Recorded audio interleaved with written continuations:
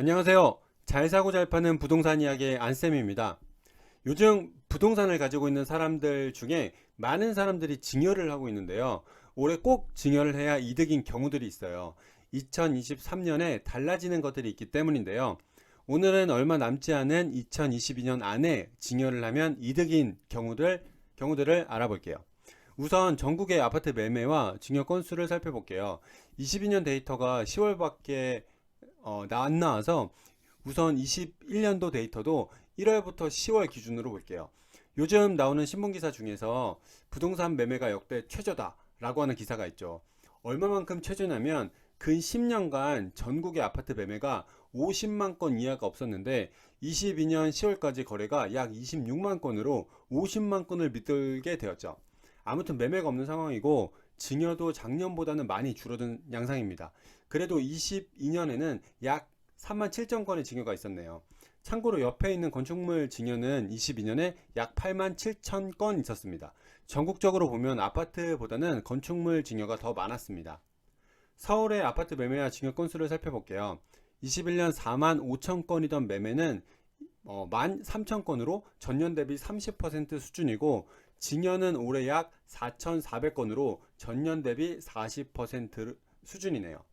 옆에 있는 표인 건축물에 비하면 아파트의 매매와 증여의 전년도 비중이 더 크게 줄었습니다.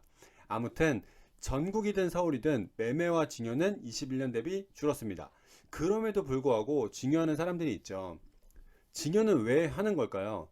이건 당연하죠. 황금알을 낳는 거위가 있으면 팔까요? 아니면 자녀에게 줄까요? 당연히 자녀에게 줘서 자녀들이 잘 살게 하겠죠. 마찬가지로 자녀에게 좋은 부동산을 주는 것은 당연한 부모의 마음일 겁니다. 물론 양도하는 것보다 증여하는 것이 세금적으로 유리해서 하는 사람들도 있죠. 그리고 어떤 것을 증여하는 것이 좋을까요? 증여는 지금보다 가치가 오를 만한 것을 하는 것이 기본입니다. 예를 들어 볼게요. 현재 가치가 10억 원인 부동산이 있다고 할게요. 만약 지금 상속을 하게 되면 10억 원 이하니까 30%의 세율 구간에 적용되겠죠. 그럼 세금만 약 3억 원이네요. 뭐 상속은 공제가 있잖아. 그런 건 논의해서 뺄게요. 그러니 그런 논의는 반사. 세율만 보자고요. 근데 만약에 10년이 지나서 이 부동산이 30억 원이 되면 50% 세율 구간에 들어가니 약 15억 원의 세금이 발생하네요. 그러니 상속 재산이 많은 사람일수록 미리 증여를 하게 되면 상속 재산에서도 빠지고 가치가 올라가면 자녀의 자산 가치가 상승하니까 좋은 거죠. 예시에서처럼 10억 원짜리가 30억 원이 되는 게 있을까요? 있었을까요? 반포 레미안 퍼스티지 84제곱미터를 보시죠. 파란색 동그라미 보시면 2010년에 13.5억 원에 거래된 아파트가 2022년에는 38억 원에 거래가 되었죠. 그럼 가치가 약 24.5억 원 올랐네요.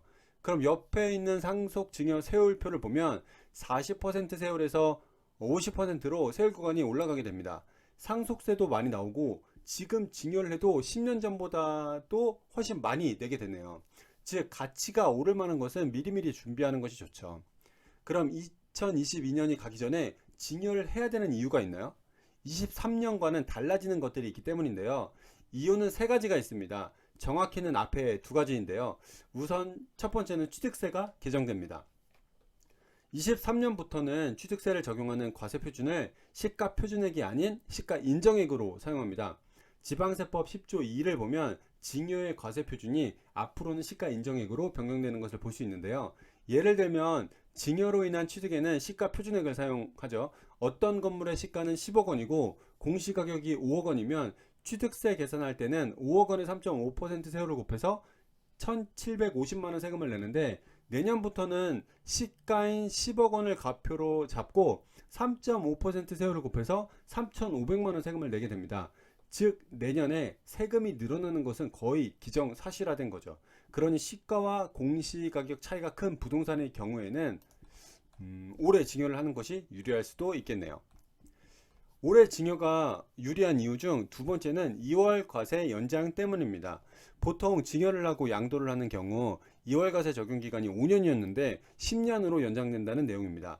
보통 우리가 배우자에게 증여를 하면 10년간 6억 원까지는 공제를 받기 때문에 배우자에게 증여하고 양도하는 형태로 많이 사용했죠.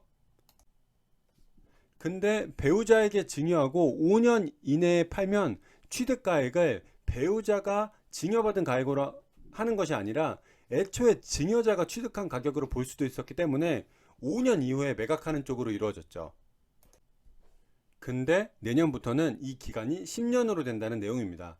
즉 쉽게 말하면 배우자 등에게 증여하고 10년 이후까지 지켜보겠다, 뭐 그런 의미죠. 그러니 결국 증여 후 양도를 생각하는 사람은 빠르게 오래 증여하는 것이 나을 수도 있는 상황입니다. 세 번째는 증여재산을 평가할 때 점점 시가의 개념으로 바뀌고 있고, 증여세 결정기한 내 감정평가를 통해서 증여재산가액을 평가하고 있는 상황이기 때문입니다. 보통 시가와 공시지가의 차이가 많이 나니 사람들이 증여를 하고 보통은 공시지가로 신고를 하죠. 근데 국세청에서 감정평가기관의 의뢰를 본인들이 요청하고 이를 시가로 잡고 상속 증여세를 결정하는 거죠. 그래서 요즘에는 증여하고 저 협조문이 안 나오기만을 기다리는데, 나오면 뭐 됐다 라고 하고 올라간 가치만큼 다시 증여세를 내야 되는 거죠. 결국 이제는 시가로 평가하는 것이 점점 대세가 되고 있다는 겁니다. 오늘은 얼마 남지 않은 2022년 안에 증여를 해야 되는 이유를 살펴보았습니다.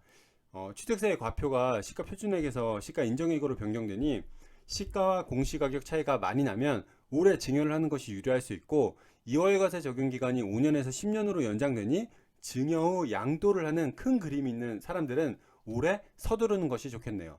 근데 증여는 앞서 얘기한 것처럼 가치가 올라가는 것을 하는 것이 맞는데, 요즘처럼 시가가 무지막지하게 떨어지는 상황에서 증여를 하는 것이 의미가 있나 라는 생각이 듭니다. 모두가 하란다고 하는 것이 아니라 자기 상황에 맞게 해야 될 것 같아요. 내년에 증여하더라도 시가 인정액이 낮아지면 내년에 해도 되니까요. 힘들게 쌓아 올린 자산을 잘 이전하는 계획 세우시기 바랍니다. 그럼 다음 시간에 뵙도록 하겠습니다. 각 상황에 맞는 부동산 관련된 승계, 부동산 잘 사고 잘 파는 문의는 아래의 링크로 문의 주세요. 내용이 유익하셨으면 구독과 알림 설정 부탁드립니다. 감사합니다.